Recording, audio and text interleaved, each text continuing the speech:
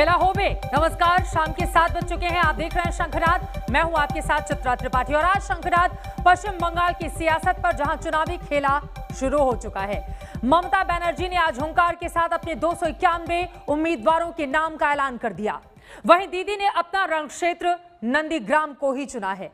अब बारी बीजेपी की है, जहां नंदीग्राम में दीदी के खिलाफ शुभेंदु अधिकारी के चुनाव लड़ने पर सस्पेंस बना हुआ है। ममता के सियासी कार्ड के हर पहलू पर आज बात होगी, जिस पर चर्चा के लिए हमारे साथ टीएमसी और बीजेपी के मेहमान भी जुड़ेंगे। लेकिन कार्यक्रम की शुरुआत नंदीग्राम के महासंग्राम के साथ। पश्चिम बंगाल में ममता बनर्जी ने आज सियासी खेले का शंखनाद पूरे तेवर के साथ किया। दीदी ने अपने 291 योद्धाओं का ऐलान किया और खुद के लिए उस नंदीग्राम के मैदान को चुना, जहां से दीदी के सियासी उदय की कहानी शुरू हुई थी। আমি নন্দীগ্রামে লড়ছি। আমি যখন কথা দিই কথা রাখি, কিন্তু এবারে আমি ভবানী ভুক্তা আমার সহকর্মী শোভনদেব চট্টোপাধ্যায়, তার বাড়ি এখানে, তিনি বক্সিং ক্লাব থেকে শুরু করে এ পাড়ায় মানুষ হয়েছেন। আমি নন্দীগ্রাম থেকে দাঁড়াবো। पश्चिम बंगाल की महाभारत का कुरुक्षेत्र अब नंदीग्राम बन चुका है, जहां से तय होगा कि बंगाल के सिंहासन पर कौन बैठने वाला है। 10 तारीख को दीदी नंदीग्राम से पर्चा दाखिल करेंगी, तो वहीं 11 तारीख को महाशिवरात्रि के दिन ममता बनर्जी नंदीग्राम के मंच से हुंकार भरेंगी। ममता बनर्जी के इस फैसले ने साफ कर दिया कि दीदी अब फ्रंट फुट पर आकर खुला खेल खेलने के मूड में है। पहले ममता के 2 सीटों पर चुनाव लड़ने की अटकलें थी, लेकिन दीदी ने अपनी पारंपरिक सीट भवानीपुर से चुनाव न लड़ने का ऐलान किया, जिसकी जिम्मेदारी अब शोभनदेव चट्टोपाध्याय को सौंपी।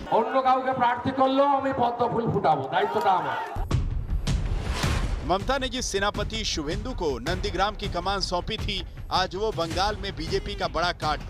ऐसे में सवाल खड़ा होता है कि क्या बीजेपी नंदीग्राम से शुभेंदु अधिकारी पर दांव खेलेगी, जिसका ऐलान अगले कुछ घंटों में हो सकता है। बीजेपी की बंगाल चुनाव पर हुई कोर मीटिंग में सबसे ज्यादा माथापच्ची नंदीग्राम को लेकर ही हुई, जहां एक बार फिर शुभेंदु अधिकारी ने नंदीग्राम से चुनाव लड़ने की बात कही। वहीं दावा किया कि वो ममता को कम से कम 50,000 वोट से हराएंगे, लेकिन अभी बीजेपी ने अपने पत्ते नहीं खोले। नंदीग्राम से ममता दीदी को हराएंगे। शुभेंदु अधिकारी जी अगर वो खुद वहाँ से लड़ेंगे तो भी 50,000 से हराएंगे, ऐसा कहा है उन्होंने। अगर कोई और किसी और को भी टिकट मिले तो भी उसी को भी 50,000 से जीत मिलेगी। शुभेंदु अधिकारी वहाँ का भूमिपुत्र है, उन्होंने बात बता दी है।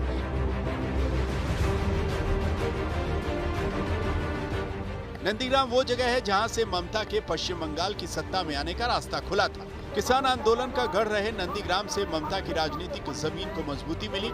साल 2007 में ममता बनर्जी का मां, माटी और मानुष का आंदोलन भी यहीं से शुरू हुआ था। 2011 में प्रस्तावित इकोनॉमिक जोन के खिलाफ किसानों की जमीन को बचाने के लिए ममता ने अभियान चलाया था।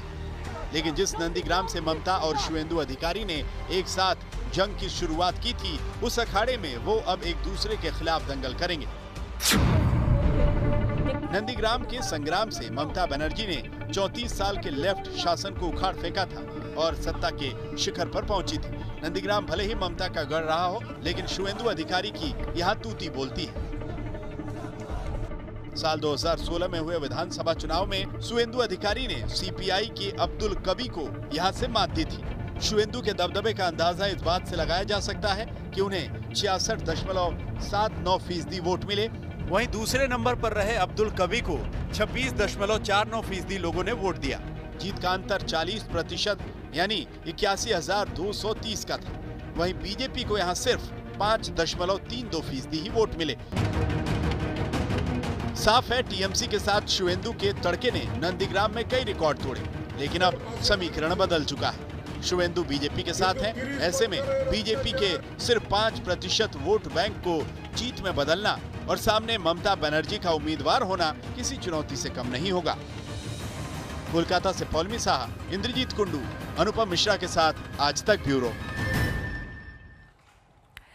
ममता ने हुंकार भर दी है, खेलबो लौड़बो जीतबो का नारा भी बुलंद कर दिया है, लेकिन नंदीग्राम जहां से वो चुनावी मैदान में है, ये सीट इस बार बेहद अहम रहने वाली है। ये वही सीट है जहां से ममता बनर्जी ने टीएमसी की सत्ता जमाई थी और साथ ही लेफ्ट के 34 सालों के शासन को उखाड़ फेंका था। कैसे नंदीग्राम के मतदाताओं में टीएमसी की लोकप्रियता बढ़ी है, आइए उसको जल्दी से इस ग्राफिक्स के जरिए आपको दिखा देते हैं। 2006 में देखिए सिर्फ 45% वोट प्रतिशत वहां पर था टीएमसी का। उसके बाद 2011 जब ममता बनर्जी ने सत्ता में अपनी पहुंच बनाई, सीधे बड़ी कुर्सी तक पहुंच गए, मुख्यमंत्री बनी। उस समय 60.2% वोट हासिल हुए थे। जबकि बात करें 2016 की तो 67.8%, यानी कि यहां पर टीएमसी का ग्राफ लगातार बढ़ता हुआ चला गया। और ममता बनर्जी के लिए इसीलिए इस बार नंदीग्राम काफी ज्यादा महत्वपूर्ण है। इन सब के बीच अब सवाल खड़ा होता है कि आखिर भवानीपुर में ममता बनर्जी ने सीट क्यों छोड़ी। बीजेपी का आरोप है कि भवानीपुर से दीदी को हार का डर सता रहा था। इसकी एक बड़ी वजह यह है कि भवानीपुर के मतदाता लगातार ममता से दूर जा रहे थे। जहां टीएमसी की लोकप्रियता में गिरावट भी देखने को मिली, वो आंकड़ा भी आपके सामने है। देखिए 2011 में जब उपचुनाव हुए थे, ममता बनर्जी चुनावी मैदान में उतरी, 77.46% वोट हासिल किए थे उन्होंने भवानीपुर से।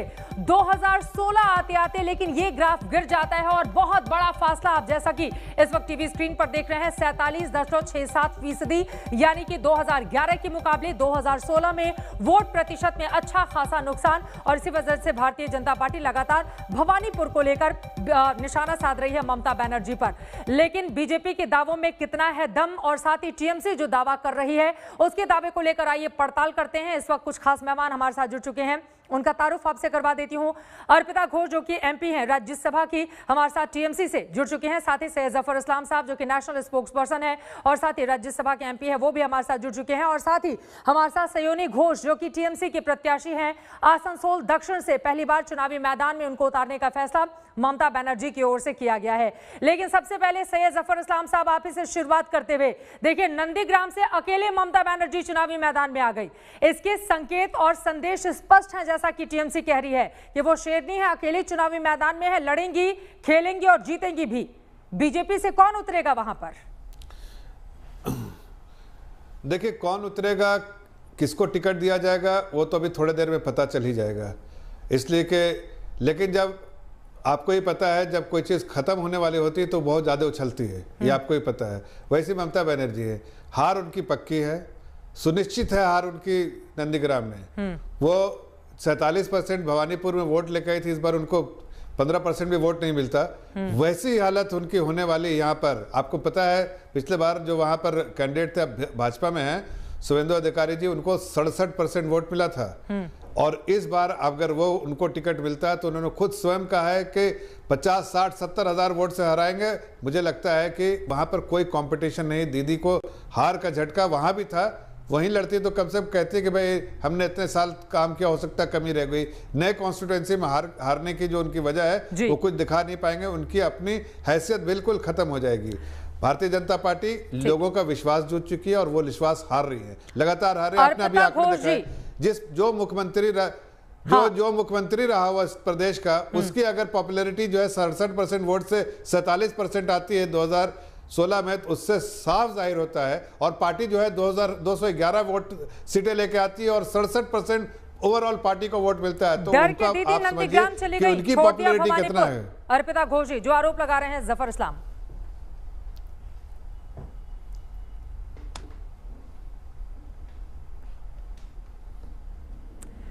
अर्पिता घोष जी, सैयद जफर इस्लाम का ये कहना है कि डर के मारे भवानीपुर सीट छोड़कर नंदीग्राम चली गई दीदी।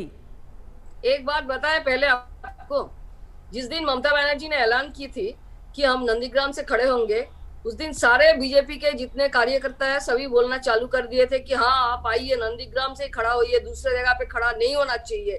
जब ममता दीदी को कोई ऐसा चैलेंज देते हैं ना, वो चैलेंज एक्सेप्ट करती है और करके वो नंदीग्राम से खड़े हुए हैं। अब बीजेपी डर गया, अभी वो बोल रहा है क्यों भवानीपुर से भाग रहे हो आपको तो भवानीपुर में ही रहना चाहिए था, क्योंकि शुभेंदु अधिकारी ने डर गया। वो सोच रहे हैं कि नंदीग्राम में ममता बनर्जी आ जाएगी तो शुभेंदु का कोई जगह भी नहीं मिलेगा।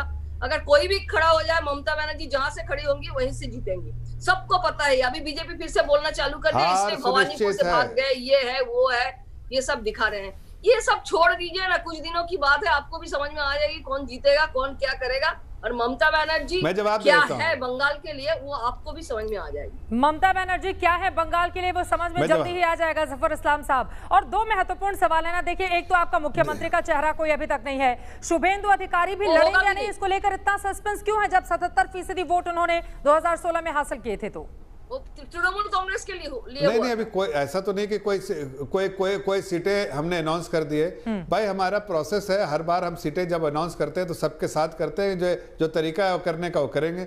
उसमें शुभेंदु अधिकारी हो, उसमें कोई और भी हो, सबका नाम आएगा, जिसको जिसको टिकट मिलना है उसका नाम आएगा।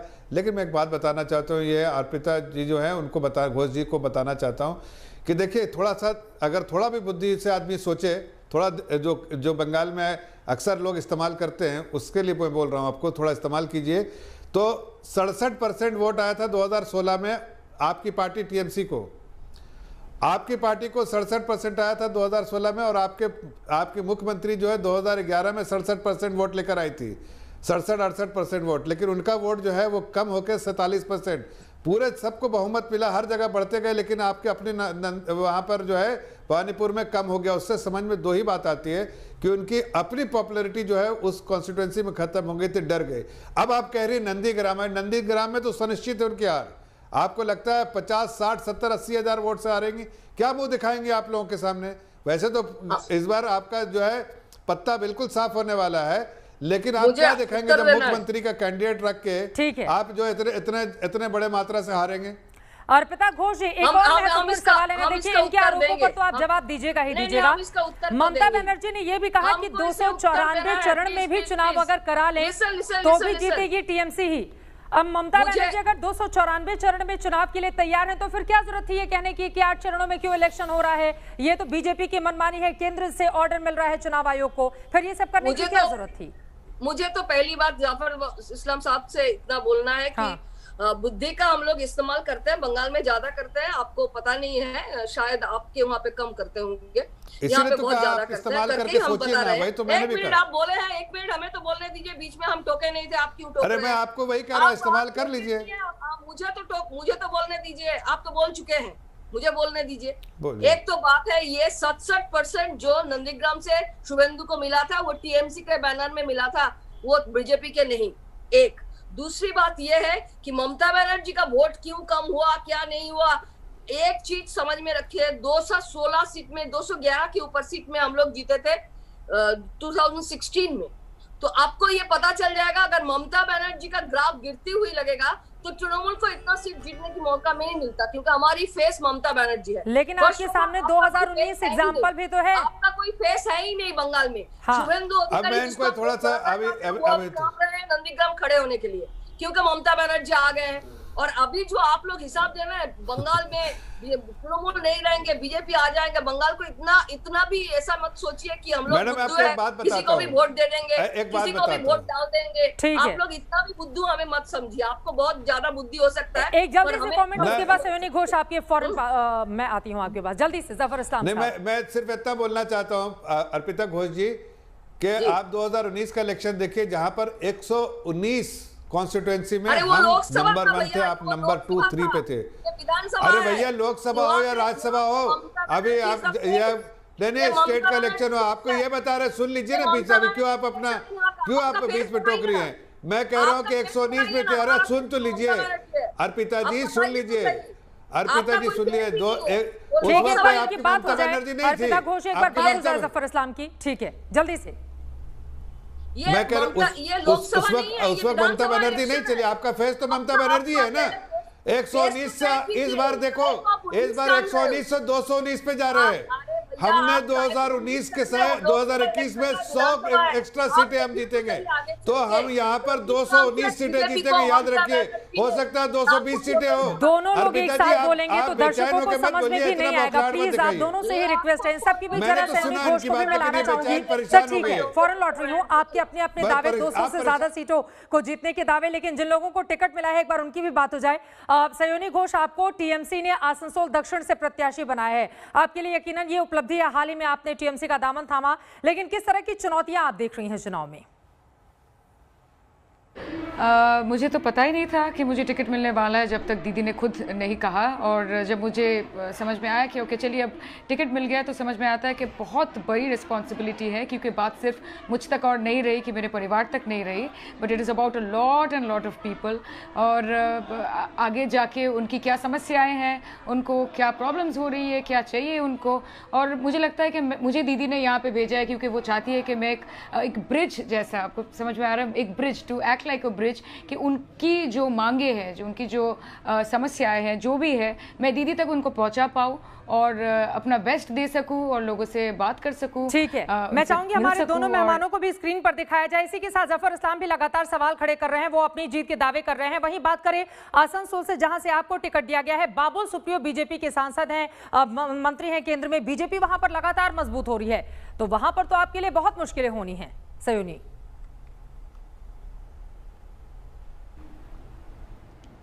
देखिए मुझे तो लगता है कि अच्छी बात है, क्योंकि अगर आप देखें तो बाबुल सुप्रियो जी, अग्निमित्रा जी भी हैं वहाँ पे, और इसके पहले हमारे AITC से मुनमुन सेन भी थी। तो आसनसोल के जो लोग हैं वो पसंद करते हैं, आर्टिस्ट को पसंद करते हैं, उन्हें रिस्पेक्ट करते हैं। तो मेरे लिए ये एक बहुत अच्छी बात है कि मैं जहाँ पे जा रही हूँ वहाँ पे मेरा जो क्षेत्र है एज एन एक्टर, उसको उन लोग अप्रिशिएट करेंगे, रिस्पेक्ट करेंगे। और मुझे नहीं लगता कि बाबुल सुप्रियो जी ऑफकोर्स वहाँ पे है, वो बहुत दिनों से हैं, उन लोग बहुत सीजन पॉलिटिशियन हैं। मेरे लिए बहुत कुछ सीखना बाकी है, लेकिन I am just up and about, और मुझे सीखने से कोई झिझक नहीं है। I don't have any problem. तो मैं जाऊंगी, लोगों से मिलूंगी, मैं काम करूंगी, और मुझे लगता है कि मौका जरूर जैसे उनको भी मिला है मुझे भी दिया जाएगा कि मैं आगे बढ़ के कोई डिफरेंस क्रिएट। ठीक है, टॉलीवुड से आप आई हैं, युवा चेहरा है, 50 महिलाओं को TMC ने टिकट दिया है। आपको लग रहा है कि आपकी लोकप्रियता वोट में तब्दील हो पाएगी? हालांकि बीजेपी भी बहुत इस तरह के कलाकारों को लेकर आ रही है बीजेपी में। देखिए फ़ायदे के लिए तो ममता बनर्जी ऐसे सोचती नहीं है, क्योंकि महिला अगर आप बोले तो वुमेन रिप्रेजेंटेशन के बारे में हमेशा ममता बनर्जी बहुत ही वोकल रही और बहुत डिसाइसिव रही। उन्होंने हमेशा ये तय किया है कि महिलाओं को उनकी जगह मिले, और यही शायद बंगाल की भी ब्यूटी है कि उनका रिप्रेजेंटेशन जब महिलाओं के क्षेत्र से आता है तो हमेशा सबसे ज़्यादा होता है। तो इसमें फ़ायदे की कोई बात नहीं है। और अगर आप देखें कि सेलिब्रिटी होने का एक फ़ायदा है कि मैं लोगों से पहले से मेरी परिचिति है, लोग मुझे जानते हैं, और उन्होंने बस मुझे एक प्लेटफॉर्म दिया है कि मैं अपनी जनप्रियता को सिर्फ अपने लिए नहीं, बट वक्त की कमी है। आपने शिवलिंग की एक तस्वीर पोस्ट की थी जिसे लेकर विवाद हुआ। आपका नाम अनाउंस होने के बाद बीजेपी के नेता लगातार इस पर सवाल खड़े कर रहे हैं, ऐसा क्यों किया था आपने?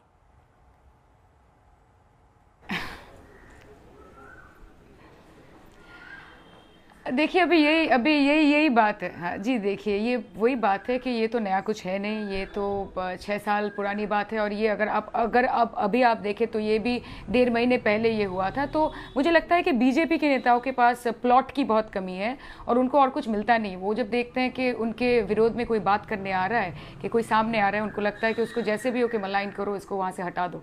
तो पर मुझे नहीं लगता कि, क्योंकि बंगाल की जो जनता है वो दिमाग से ऑफकोर्स सोचती है, दिल से भी सोचती है, और उनको पता है कि कौन क्या है, वो फ़र्क कर सकते हैं। तो मुझे नहीं लगता कि वो ज़्यादा कुछ ये लेके कर पाएंगे, क्योंकि मैंने पहले ही कहा है कि ये 6 साल पुरानी एक मीम है, एक ट्वीट है जो मेरे हैंडल से शेयर की गई थी, और मैंने उसका फुल रिस्पॉन्सिबिलिटी लिया है। हालांकि मैंने कहा कि मैंने ये ट्वीट नहीं किया था, और ये 2 महीने पहले ये डिलीट भी हो गया है। तो अगर वो इनको उछालना चाहते हैं, मैं इसके लिए प्रस्तुत हूँ। बहुत सारे स्मीयर कैंपेन्स हो गए, लेकिन अगर ममता बनर्जी ने मुझे उनके सैनिक के हिसाब से भेजा है तो मैं टक्कर ज़रूर रहेगी, मैं लड़ाई करूंगी। और बाकी मैं छोड़ती हूँ जनता के हाथ डिलीट कर दी, लेकिन आपके ट्विटर अकाउंट से शेयर किया गया था, आपने खुद शेयर नहीं किया था, आप ये बोल रही हैं। मैंने वही पे लिखा था 2 महीने पहले कि मेरे हैंडल से ये शेयर हुआ था 6 साल पहले 2015 में। और जब मैंने वो देखा तो मुझे लगा कि ओके लोग सेंटिमेंटल हो रहे हैं और सब ये हो रहा है, तो मैंने उसकी फुल रिस्पॉन्सिबिलिटी ली और 2 महीने पहले वो डिलीट हो गया था। और मैंने बोलने के बाद डिलीट किया था, डिलीट करने के बाद नहीं बोला था। तो मुझे लगता है, और लोग जो मुझे जानते हैं, जो मुझे पहचानते हैं, वो जानते हैं कि मैं हर्ट करने वाली लड़कियों में से नहीं हूँ। मेरे बहुत सारे फैंस हैं यहाँ पे, they know me very well. So अगर इसको सिर्फ इसके इन एंड अराउंड वो चाहे तो एक नैरेटिव वीव कर सकते हैं, लेकिन उसके साथ बंगाल का डेवलपमेंट, बंगाल की शांति का कोई संपर्क नहीं है। और ठीक है, चलिए सेवनी घोष, बहुत शुक्रिया हमारे साथ आज तक में इस चर्चा में शामिल होने के लिए। जफर इस्लाम साहब और साथ ही अर्पिता घोष हमारे साथ बनी हुई हैं। इस वक्त की बड़ी खबर का हम सीधे रुख कर लेते हैं। दक्षिण 24 परगना में टिकट नहीं दिए जाने पर TMC नेता अराबुल इस्लाम के समर्थकों ने तोड़फोड़ की है। तस्वीरें आपके सामने हैं, सड़कें ब्लॉक कर दी गई हैं। साइड इफेक्ट अब दिखने लगे हैं। आपको बता दें, तकरीबन 28 ऐसे मौजूदा विधायक जिनके टिकट टीएमसी ने काट लिए हैं और दावा यह है कि बहुत सारे 80 से ज्यादा की उम्र के हैं जिन्हें विधान परिषद भेजा जाएगा बनाकर। लेकिन आप देख रहे हैं किस तरह से टीएमसी नेता अराबुल इस्लाम के समर्थक जमकर नारेबाजी करते हुए यहां पर टीएमसी का हाथ में झंडा लेकर लेकिन अपने गुस्से का इजहार इस वक्त करते हुए दिखाई दे रहे हैं। 24 परगना पश्चिम बंगाल की ये तस्वीरें हैं। अब इसका इम्पैक्ट किस तरह से पड़ता है, एक तस्वीर तो सामने आ गई, आगे क्या होगा इस पर लगातार रहेगी आज तक की नजर। बहुत शुक्रिया जफर इस्लाम साहब हमारे साथ जुड़ने के लिए इस चर्चा में। आगे भी आपसे पश्चिम बंगाल को लेकर लगातार चर्चा चलती रहेगी और साथ ही हमारे साथ टीएमसी की सांसद अर्पिता घोष भी जुड़ी हुई थी। मैम आपका भी शुक्रिया। कुल मिलाकर पश्चिम बंगाल की राजनीति दिलचस्प होती जा रही है, लेकिन खेला होबे तो खेला किसके पक्ष में होबे, इस पर लगातार रहेगी आज तक की नजर। शंखनाद में एक ब्रेक लेंगे, आगे खेल की खबरें विक्रांत गुप्ता के साथ जरूर देखिएगा। देखते रहिए आज तक। नमस्कार, मैं हूं अंजना ओम कश्यप। हमें उम्मीद है ये वीडियो आपको पसंद आया होगा। लेटेस्ट खबरों के लिए यूं ही देखते रहिए आज तक और इस वीडियो के पसंद आने पर लाइक, शेयर एंड सब्सक्राइब करना ना भूलें।